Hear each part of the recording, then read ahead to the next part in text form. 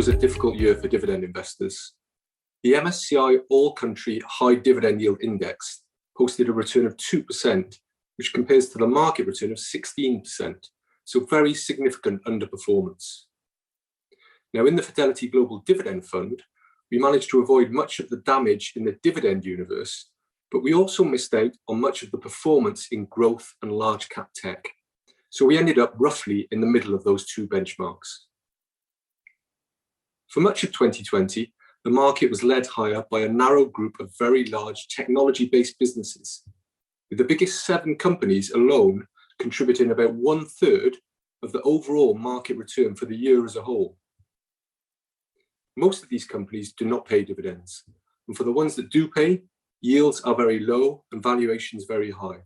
So they wouldn't be suitable for a dividend strategy such as this, with the valuation discipline we maintain. In November, when news of the successful Pfizer vaccine was first reported, the market focus switched immediately to recovery and reflation beneficiaries, with energy, materials, and financials the best performing sectors by some distance. While we do have exposure to cyclical sectors, our focus on managing risk and the value we place on earnings visibility will limit the amount of capital we allocate to these kinds of names. But the key point is this: we feel this rapid switch from working from home winners to recovery and reflation has left behind a cohort of high caliber, resilient companies which don't obviously play to either of those themes.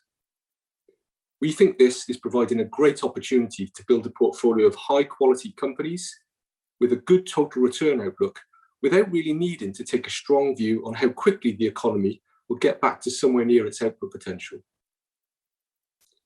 It's also worth saying that the earnings and dividends of the portfolio have been much more resilient than the overall market over this period.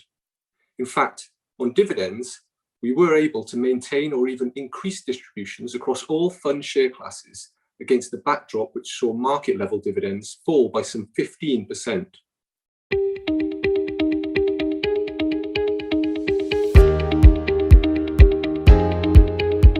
The Fidelity Global Dividend Fund is a low turnover strategy with the average holding period for an investment greater than 4 years. Over the last 12 months, the vast majority of companies we own have weathered the storm well, and we remain comfortable with their prospects. So we have maintained and in some cases increased weightings. In fact, over 80% of the portfolio has been in place for more than 1 year. However, there have been some changes. We sold the UK-listed non-life insurer RSA and the US semiconductor company Maxim, both of which were the subject of takeovers. We also sold holdings in Atlas Copco and Fastenal, 2 great businesses, but where the valuations moved to levels we felt we could no longer justify. In terms of new additions, there are a couple we can share with you that have been added in the first few months of 2021. First, UPM. A Finnish company, is a mix of high-quality pulp and paper assets with several divisions we think near trough profitability after a down cycle in pulp and a COVID-driven step down in the communication papers division. They are investing in several really interesting greenfield projects which we feel can deliver attractive returns under relatively conservative commodity price assumptions and should enable them to grow their bottom line independent of industry ebb and flow. Their strong balance sheet means they can fund these investments while continuing to pay a healthy yield of about 4%. Now, of course, commodity sensitivity reduces earnings visibility, but the mix of assets, balance sheet strength, conservative management team, and those opportunities for growth that I mentioned, we think make it an attractive opportunity. Legrand is another company we've added to the portfolio.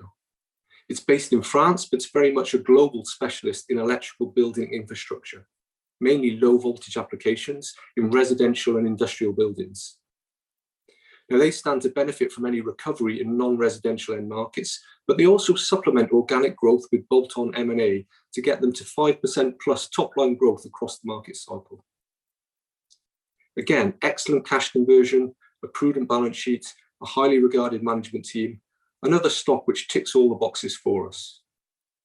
While both of these stocks offer a little more exposure to an economic recovery than some of our other holdings, I would stress but they've both entered the portfolio through our bottom-up stock selection process, rather than a result of any top-down view.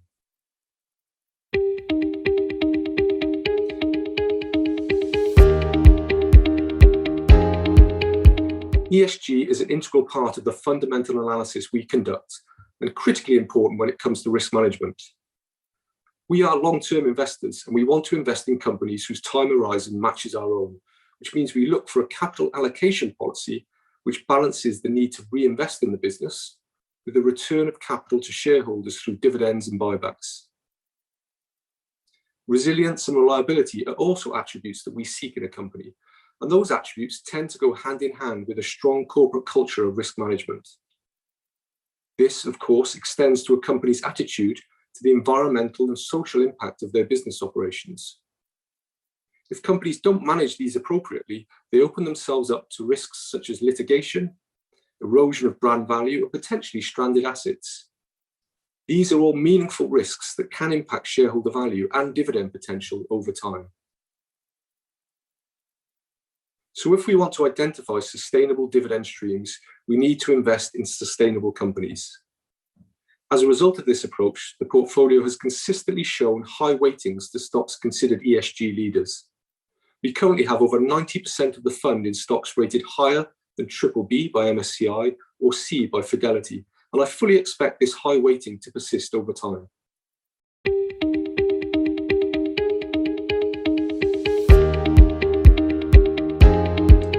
When thinking about the return potential of the portfolio, it's perhaps easiest to think about the building blocks of total return. They are the initial yield, subsequent dividend growth, and valuation change. Now, the yield on the portfolio is currently around 3%. For dividend growth, I'd say the outlook is similar to history at about 3 to 5% in underlying currencies. I think we can be reasonably confident about delivering that, given the good visibility of cash flows from the companies we own, and the fact that across the portfolio, our companies pay out, on average, about 60% of the cash flow they generate, a payout ratio that hasn't changed much since the strategy launched over 9 years ago. Then valuation change is the wildcard, the most volatile component of total return. Since the global financial crisis, valuations across the market have been rising, particularly for companies offering higher levels of growth.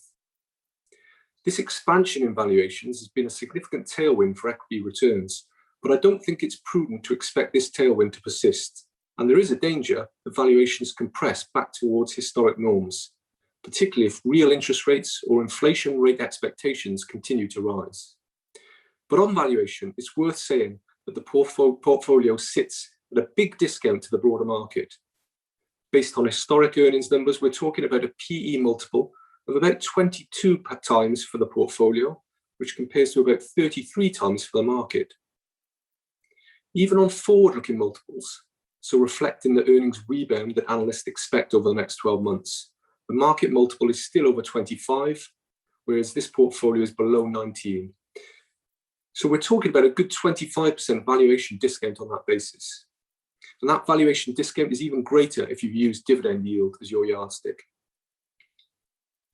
So the real attraction of this strategy today is that it offers investors exposure to a collection of businesses that have proven their quality, have proven their resilience over the last 12 months, and are now available at significantly lower relative valuations than when we entered the crisis. As a result, we feel these companies offer a good total return outlook, irrespective of whether the economic recovery over the next 18 months is as robust as many people anticipate.